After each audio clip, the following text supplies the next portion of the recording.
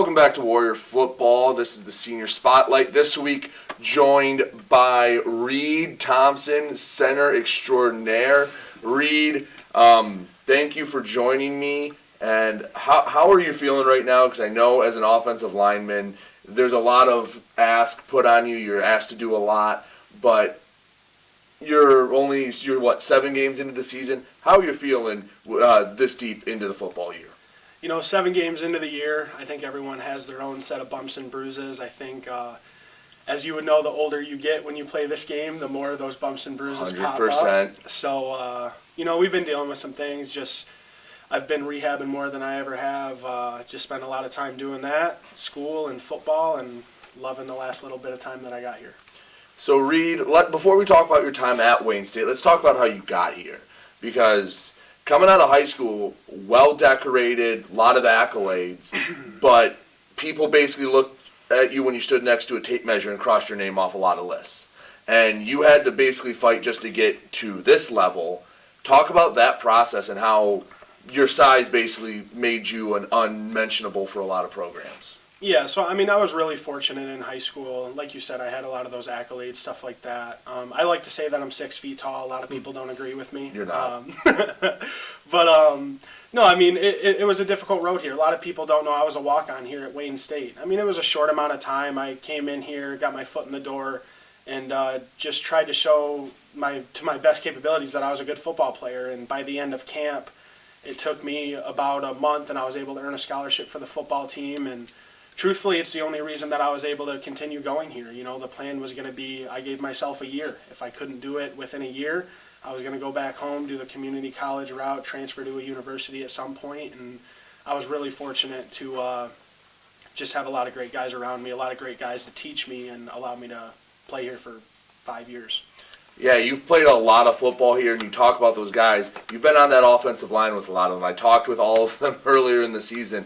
Landon, Joe, Lane, you guys have combined for a lot of starts. You have played a lot of football together. They've all talked about it your turn. How has it been with these group of guys? Yeah, I'm the last one to talk, so a lot of them have said it, but it's incredible. You can't ask for a better group to come in with. That's similar to the 2016 Wayne State offensive line. We followed right after them when they graduated all of their seniors. So we've grown together. We've built ourselves up together. We've been there for every good moment, every bad. We know what it's like, and we know how to play football, and we know how to do it well. So preparation every week, we're able to do things that we don't even know if we're going to see because they're so difficult, but we throw them at ourselves because running the base level of our offense is just second nature at this point. So it allows us to prep for football games in a much more difficult way because to challenge ourselves, it takes a little more than just running against a base defense. Now, that's a lot about Reid the football player. Let's talk about Reid the person. What are you majoring in, and what are your plans once you hang up the cleats? So I graduated in May with my undergraduate degree. I completed that one with a concentration in marketing management. Moved on to my MBA and had been in an early enrollee program to start my MBA a little early throughout my undergraduate degree. So I got about a semester and a half after this one to complete my MBA. And truthfully, I'm going to concentrate that in global supply chain, maybe get into something like purchasing, something along those lines. But the honest answer is I don't know. It's a scary thing. You're kind of in your bubble of athletics with your best friends for so long, and you're welcome to the real world pretty quickly. So just going to attack it like I've done everything through college for the last 4 or 5 years and, hopefully be successful somewhere.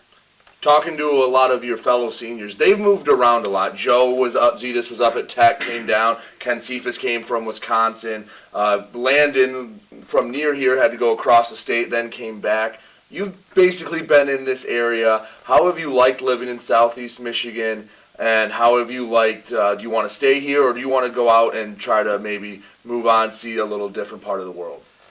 I'm someone who talks about how Michigan is a tough place to live, and there's all these different things that are difficult about living in a snowy state with all these different seasons and things like that, but I'll never leave. It's where my family is, it's where my friends are. I love it here.